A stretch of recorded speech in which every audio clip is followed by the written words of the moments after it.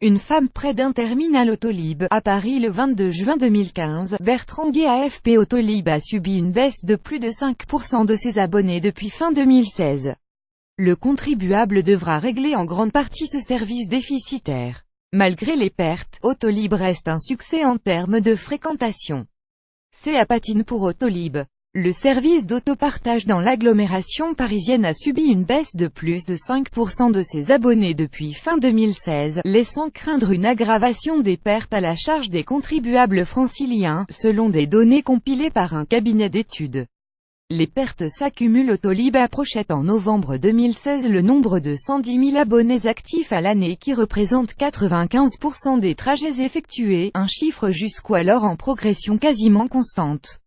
Mais leur nombre a reculé depuis pour atteindre 103 500 en septembre, s'inquiète le bureau de recherche Systé, spécialiste de la mobilité urbaine, dans un baromètre publié lundi par le quotidien Le Parisien. Le groupe Bolloré gère Autolib jusqu'en 2023, dans le cadre d'une délégation de service public. Il a conçu les véhicules électriques Blue Car, vitrine de sa technologie de batterie, utilisée pour ce service pionnier de l'autopartage lancé en 2011. Il s'est engagé à couvrir les pertes cumulées, jusqu'à 60 millions d'euros, à l'échéance du contrat. Bolloré avait cependant prévenu en début d'année que la prévision de pertes cumulées atteignait désormais 179 millions d'euros. Mais selon le syndicat mixte, qui compte une centaine de communes adhérentes, dont Paris, les pertes pourraient atteindre jusqu'à 250 millions d'ici à 2023.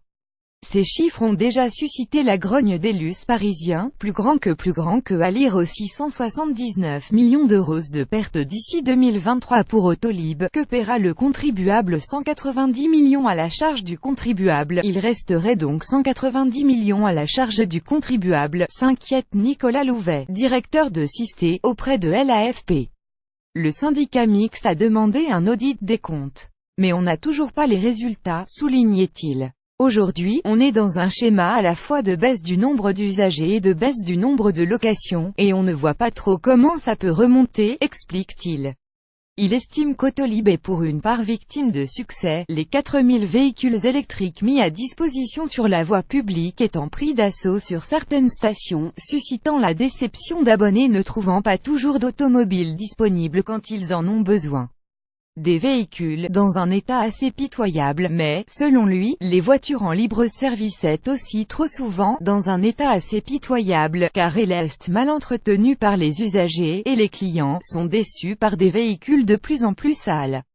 Ces automobiles sont aussi de plus en plus régulièrement squattées par des personnes sans domicile et de nombreux utilisateurs expriment leur grogne sur les réseaux sociaux en publiant des photos de Blue Car inutilisables.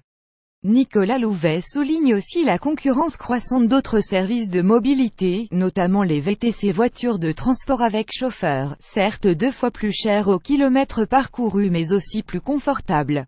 Autolib, c'est comme le Concorde, c'est une réussite politique, technologique, mais a priori un échec économique, affirme-t-il. Contacté, le groupe Bolloré n'était pas en mesure de réagir lundi. Selon des sources proches du dossier, il réclame cependant la fermeture de 20% des 1100 stations Autolib jugées non rentables afin de réduire les pertes, alors que le syndicat mixte souhaiterait plutôt des mesures de relance de l'activité. Malgré les pertes, Autolib reste un succès en termes de fréquentation, avec une voiture louée toutes les 5 secondes et une satisfaction client de 92%, selon le groupe Bolloré. Je ne crois pas qu'il y ait dans le monde des services qui aient autant de locations par jour, reconnaît d'ailleurs Nicolas Louvet.